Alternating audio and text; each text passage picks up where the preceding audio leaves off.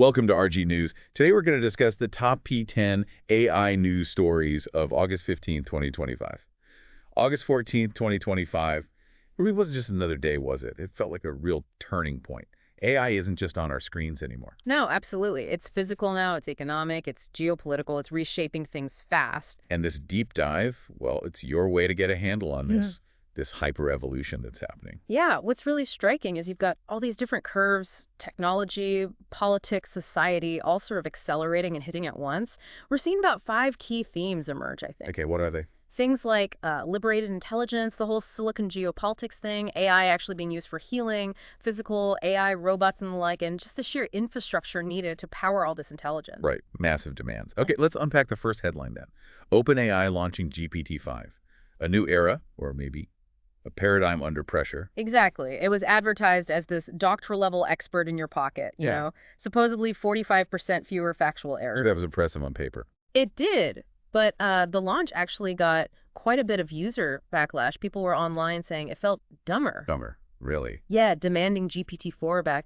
It really, it exposed this tension, the race for just raw power versus making something that actually works reliably day to day. That's fascinating. So it's not just about being the biggest or strongest model anymore. Reliability is becoming key. It seems so. The market's expectations have shifted. And what does that mean for, say, the IT services sector? You mentioned India's $283 billion industry. Right. Could this push towards more reliable, maybe automated AI, put deflationary pressure there? It's definitely a potential ripple effect to watch if AI gets reliable enough for certain tasks. Yeah. Okay, so if reliability is crucial, what about fostering innovation through openness? That brings us to the next story.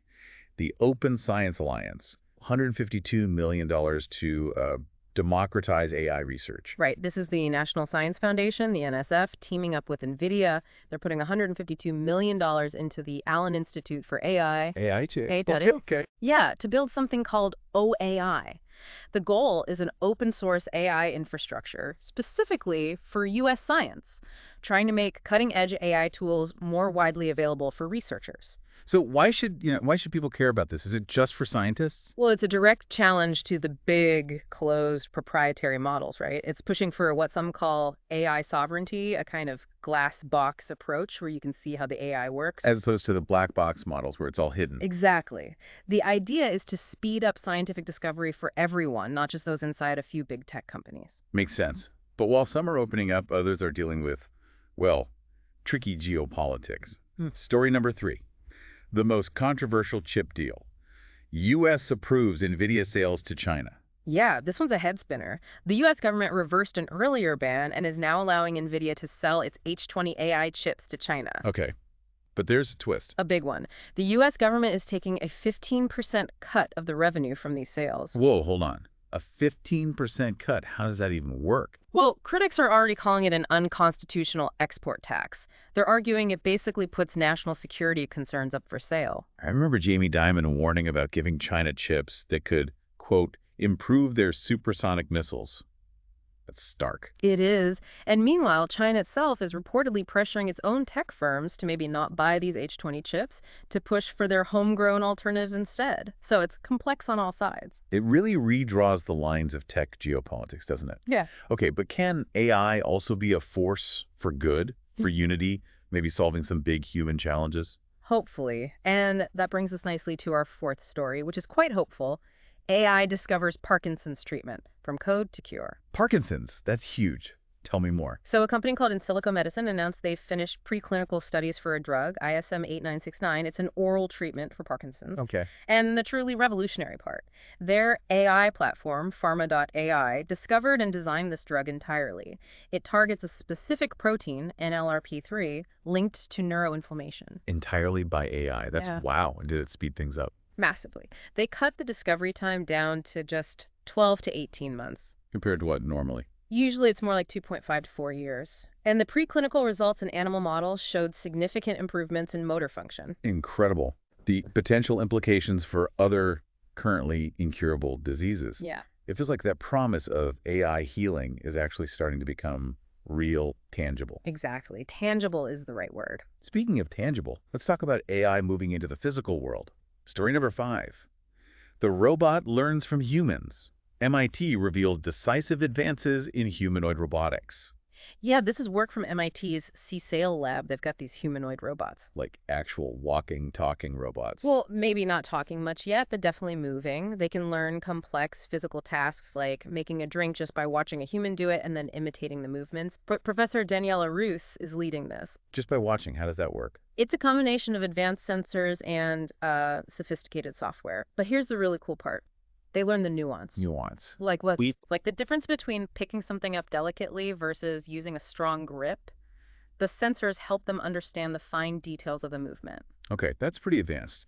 So it's helping AI bridge that gap from virtual tasks to actually interacting safely and effectively in the physical world. Precisely. It paves the way for robots that can actually collaborate with us safely, in homes, workplaces, factories. Right. Okay, so robots are learning human touch. What about the big cloud players? How are they touching new markets? Headline 6, Cloud Giants Ally. Google and Oracle integrate Gemini into OCI. This is a big partnership. Oracle and Google Cloud are teaming up. They're integrating Google's Gemini AI models directly into Oracle's cloud infrastructure, or OCI. Gemini, that's Google's big AI model, right? Yep. And now Oracle customers can use their existing Oracle Cloud credits to access these Gemini models. Plus, it'll be built right into Oracle's enterprise applications. So what's the strategic play here? For Ev- Oracle, for Google. For Oracle, it really strengthens their multi-model strategy. They're not trying to build every AI model themselves. They're becoming more of an aggregator, offering customers choice from the best tech out there, like Gemini, Cohere. Ah, so flexibility. Don't lock people in. Exactly. And for Google, it's a huge way to get their AI into the hands of major enterprise customers who rely on Oracle for critical data and workflows. A big win for them. Got it. Okay, so we have all this powerful AI integrating everywhere. How do we protect our own stuff, our digital assets, from just being hoovered up and used? Story 7. Yeah. The Digital Shield. Australian researchers create unlearnable data. This is really clever. It comes from CSIRO, which is Australia's national science agency. They've developed a technique to essentially poison images. Poison. Sounds dramatic. Well, it involves adding subtle, invisible noise to an image. It doesn't look different to the human eye, but this noise makes the image unlearnable for AI models trying to train on it without permission. Unlearnable, so the AI just can't process it properly. Right. And they say the method is mathematically guaranteed and robust against attacks trying to remove the noise. So for you listening, if you're a creator, an artist, or just concerned about deepfakes or your photos being used, this sounds like a real defense. It does. A proactive digital shield, as they call it, against unauthorized AI training or intellectual property theft.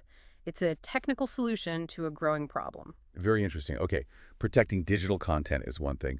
What about easing the burden in really critical human-centric sectors, like healthcare? Story 8, AI for doctors. Athena Health deploys smart interoperability platform. Yeah, Athena Health has launched this new platform, Athena One. It's built with AI specifically to automate a lot of the really burdensome administrative tasks that doctors and their staff face. Like what kind of tasks? Think about processing medical records. They mention AI handling over 1 billion fax pages, which is just mind-boggling. Or automatically generating smart patient summaries before an appointment. Okay, that sounds like it could tackle a huge issue. Physician burnout. All that paperwork. Exactly. The idea is to free up doctors' time so they can actually focus on patient care, on the human interaction, instead of being buried in admin. Is it fully automated, though, or is there human oversight? They emphasize a human-in-the-loop approach. So the AI does the heavy lifting, but healthcare professionals are still there to verify and ensure safety and effectiveness. It's about augmenting, not replacing. Makes sense, especially in healthcare. Okay, so AI is changing how we work, how we protect data, even how we heal. But who sets the rules? That takes us to number 9. AI governance in tatters. U.S. Senate lifts state regulation ban. This is a really significant political shift. The U.S. Senate voted almost unanimously 99-1 to lift a ban that had been in place for about a decade. A ban on what? A ban preventing individual states from passing their own laws to regulate artificial intelligence. Wow, 99-1. So states can now make their own AI rules. Yes. It reflects a lot of frustration with the lack of federal action on AI safety and ethics, and states feeling they need to step in to protect their citizens. But what does that mean for companies? Having potentially 50 different sets of AI rules sounds like a nightmare. It's definitely a major blow to the big tech companies who strongly prefer one uniform set of federal regulations. It opens the door to this complex patchwork of state laws. Could be messy, though maybe it creates, I don't know, laboratories of democracy, states trying different approaches. That's one potential upside, yes. But navigating the uncertainty will be a challenge for businesses, big and small. Okay, so fragmented policies. But the AI itself just keeps getting more powerful, needing more, well, power, actual energy. Our final story. Rolls-Royce's nuclear bet. Heavy industry rescues AI's energy hunger. Yeah, AI is incredibly energy intensive. The power demands for training these huge models and running data centers are skyrocketing. Some estimates say they could double by 2026. Gulbert, that's enormous. It is. And Rolls-Royce, the engineering giant, is making a strategic pivot.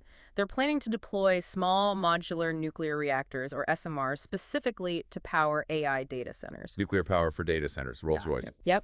They're leveraging their decades of experience building compact nuclear reactors for submarines. They see this huge energy demand from AI as a massive business opportunity. So AI isn't just digital code. It has this profoundly physical footprint, needing immense energy. Absolutely. Rolls-Royce apparently sees this as a path to becoming the UK's most valuable company. And it's not just them. Major tech players like Google and Amazon are also reportedly investing in nuclear solutions for their data centers. And Rolls-Royce uses AI itself too, right? They do. Internally, for things like inspecting jet engines, they say AI cut the inspection time by 75%. And they've even developed their own ethical AI framework called Alethea.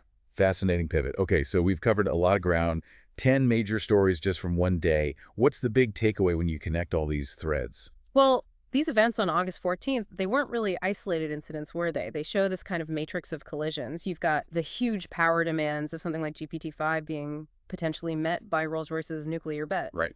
You have the fight between OpenAI, like the NSF initiative, versus closed ecosystems. You see the geopolitical chip wars countered by things like that Australian data poisoning technique. And then amazing medical breakthroughs happening alongside this complete fragmentation of governance. It paints a picture of, well, several big trends emerging very quickly. Definitely. We're seeing what you might call the AI utility stack, forming AI becoming as basic a utility as electricity. There's an intensifying AGI Cold War, the race for artificial general intelligence. There's this critical reliability revolution we talked about. Or dependability matters more than just raw power. Exactly. And inevitably, an AI governance crisis as policymakers scramble to keep up with the technology.